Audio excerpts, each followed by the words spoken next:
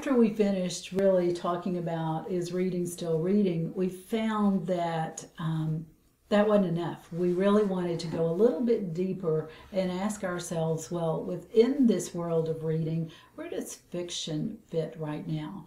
Some people might think that we moved to this commentary next, or this question next, because of the Common Core state standards and how the standards are pushing teachers to bring a lot more nonfiction into not only the English language arts classroom, but into all of the content areas.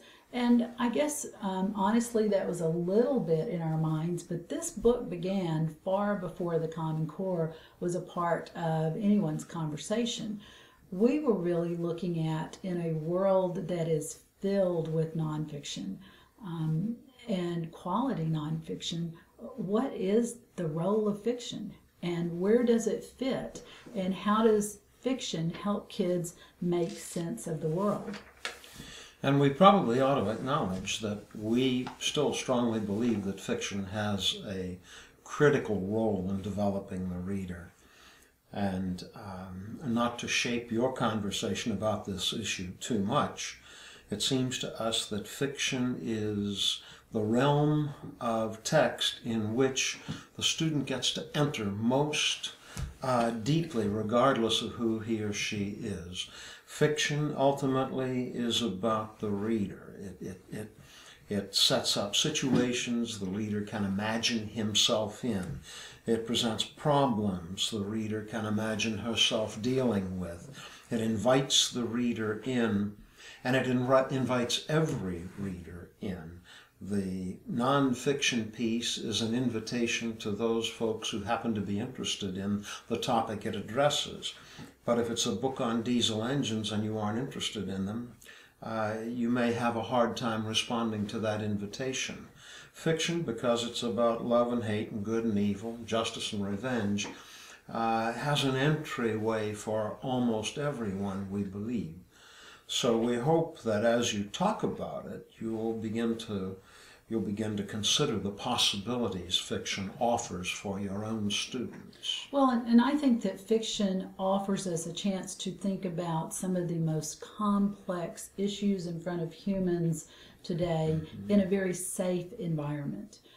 If I'm a child or an adolescent trying to deal with very complex issues, everything from feeling bullied, or not just feeling bullied, but being bullied, to understanding who I am in this world and how I fit into this world, to dealing with perhaps issues of poverty or just conflicts with parents, or wondering about what it means to go out into the world and find my own way. Those are big, tough questions, and sometimes the safest way to deal with those questions are within the confines of fiction. So I talk about what's happening to that fictional character without actually having to talk about what happens to me.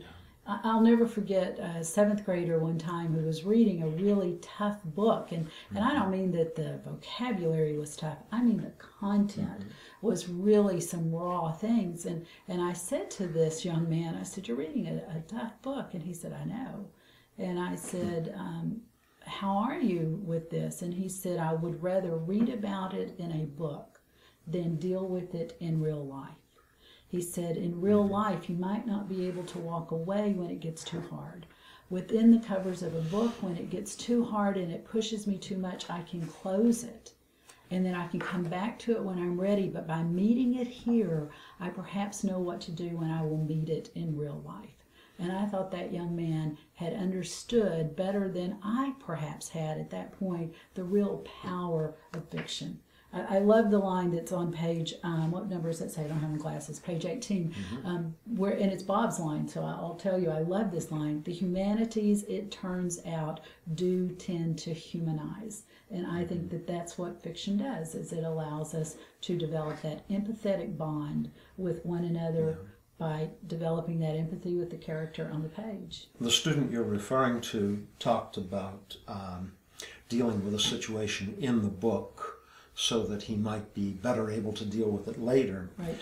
But I think kids can also deal with the situation in the book that they are dealing with right now. Then. Mm-hmm. But it gives them some protection. I can talk about myself, but couch it in terms of the character. And I can disguise how deeply I am troubled or hurt or bewildered by something, because I can say, this character must be thinking or feeling these things.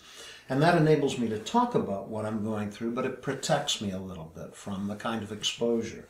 So I think fiction offers us a way to take some control over the issues and concerns that are significant to us. You know, one of the studies that I don't think we go back to enough as a profession was done by Margaret Earley back in the early 1960s. And she was really building on the work of Bob Carlson. Yeah. And I think their work probably influenced each other's work.